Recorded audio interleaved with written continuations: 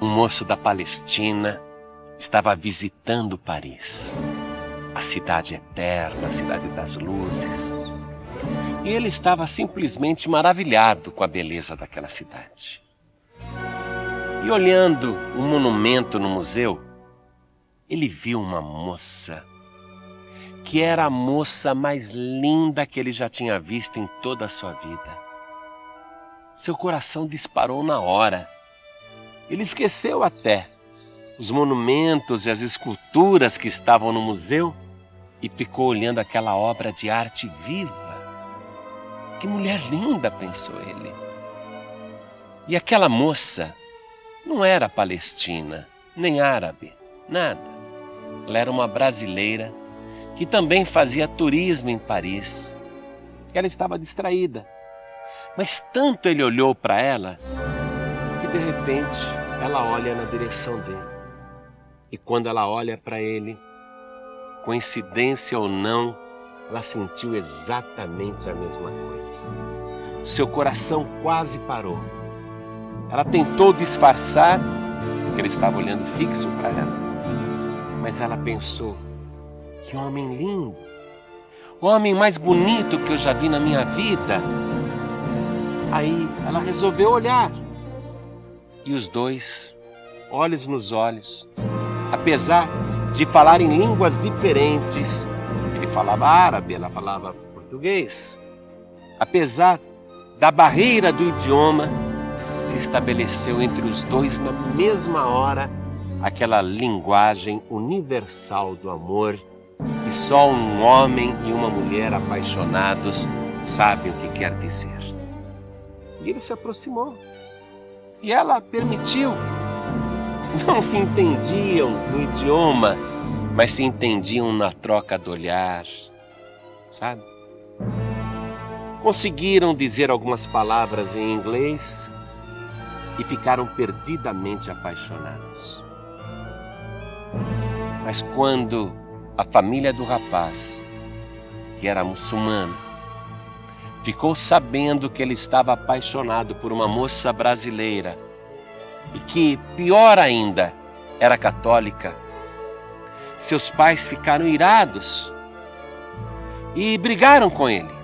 Você não pode namorar aquela moça, ela é uma infiel, ela não é muçulmana, ela não é do Islã. E ele, mas papai, eu amo aquela moça, eu me apaixonei por ela. Ama coisa nenhuma, você nunca mais vai vê-la. E por outro lado, a família daquela moça, que também estava em Paris, quando viu que ela estava apaixonada por um muçulmano, chegou na filha e disse, olha aqui, você não vai namorar aquele moço não, é um fanático religioso, não tem nada a ver com o cristianismo. E proibiu a jovem de voltar a ver aquele palestino. O mundo se acabou para os dois. Ele voltou para a Palestina, para a faixa de Gaza, mas só pensava nela. E ela voltou para o Brasil, para a cidade de São Paulo, e só pensava nele. E o amor é isso. Quando você se apaixona por alguém, aquela pessoa passa a morar dentro de você e você passa a morar dentro do corpo daquela pessoa. E apesar da distância, o amor não se acabou, nem o sentimento diminuiu. Pelo contrário, só fazia aumentar. A saudade era muito grande. O tempo foi se passando e aquele moço lá na Palestina foi ficando triste e doente de amor.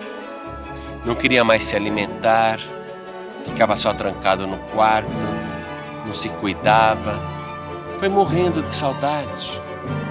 Enquanto isso, a moça no Brasil estava com a mesma doença, enferma de amor, o tempo todo no quarto, não saía de casa, não se alimentava, não se cuidava. E ela foi morrendo. Aí, quando ela percebeu que estava quase à morte, magra, ela chamou uma amiga, a sua melhor amiga, e ela disse bem baixinho para ela, eu quero que você vá até a mesquita aqui em São Paulo e me chame o líder religioso, porque eu quero me converter ao Islã. Eu quero me tornar muçulmana, porque assim, quando eu morrer, eu poderei ir para o paraíso dos muçulmanos. E já que eu não pude ter este grande amor nesta vida, eu terei na próxima vida. E a amiga, comovida, foi correndo até a mesquita e suplicou ao imã, que é assim que se chama o líder de uma mesquita, e disse: é uma emergência, a minha amiga está à morte e ela quer se converter ao Islã, por favor, venha comigo. E o imã foi com ela. Quando chegou ali, ela disse ao imã: eu sei que eu estou morrendo, eu quero me tornar muçulmana, mas eu quero que o Senhor me dê a certeza que se eu morrer, eu irei para o paraíso dos muçulmanos. E o imã disse: sim, você irá ao paraíso dos muçulmanos. Então ela se entregou ao Islã, se submeteu ao Islã e uma semana depois morreu. Morreu com a fé de que iria para o paraíso dos muçulmanos. E o moço lá na Palestina, sem saber que a sua amada tinha morrido e que isso tinha acontecido, ele teve uma ideia parecida. Ele quase assim morrendo, ele disse para o seu melhor amigo: me chame um padre, por favor, me chame um padre. Por que você quer um padre? Porque eu quero me converter ao catolicismo. Já que eu não pude ter o meu grande amor nesta vida, pelo menos quando eu morrer, eu quero ir para o paraíso dos católicos e encontrar meu grande amor. E o melhor amigo, comovido com aquele apelo, vendo que realmente aquele moço estava morrendo de amor, saiu correndo à procura de uma igreja católica. Elas são raríssimas na Palestina, e ele conseguiu achar uma pequena igreja. Foi até o padre e suplicou: padre, venha comigo, é um caso de vida ou morte. Meu melhor amigo está morrendo, ele quer se converter ao catolicismo. E o padre saiu correndo, foi com aquele palestino até a casa do moço, entrou no quarto e ele estava lá definhando, magro, morrendo. Aí ele disse: padre, eu sei que eu vou morrer, mas eu quero me converter ao catolicismo, porque quando eu morrer eu quero ir para o paraíso dos católicos para encontrar a minha amada. Aí o padre fez lá as confissões com ele, batizou ele com água e ele, uma semana depois, morreu. E repetiu-se por ironia o desencontro que eles tinham tido nesta vida. Porque ele morreu com a fé de que iria para o paraíso dos católicos. E ela, no Brasil, morreu com a fé de que iria para o paraíso dos muçulmanos. E por que eu estou te contando isso? Porque, de fato, quando a gente morre, dependendo da nossa vida aqui na terra, a gente vai para o paraíso. Jesus garantiu isso. Quando ele estava ali morrendo na cruz, ele disse ao ladrão do seu lado direito, ele disse: ainda hoje estarás comigo no paraíso. De fato, existe o paraíso. Nós não duvidamos disso. O paraíso existe. Mas note o detalhe. Quando aquele ladrão, morrendo, agonizando, disse para Jesus: Senhor, lembra-te de mim quando entrares no seu reino, Jesus não perguntou para ele: mas espera aí, você é judeu? De qual a sua religião? Qual é a sua fé? Por que não há um paraíso separado para as religiões? As religiões criaram paraísos particulares, mas o paraíso de Deus é um só. E para lá vão todos os justos e bons. A religião provoca desencontros nesta vida e provoca desencontros depois desta vida. a história deste moço palestino apaixonado e desta brasileira católica apaixonada, onde ambos morreram de amor. Esta história serve para ilustrar o desencontro. A religião nunca vai fazer as pessoas se encontrarem. Pelo contrário, as religiões sempre irão separar. Jesus Cristo veio para fazer de todos os povos da terra um só povo.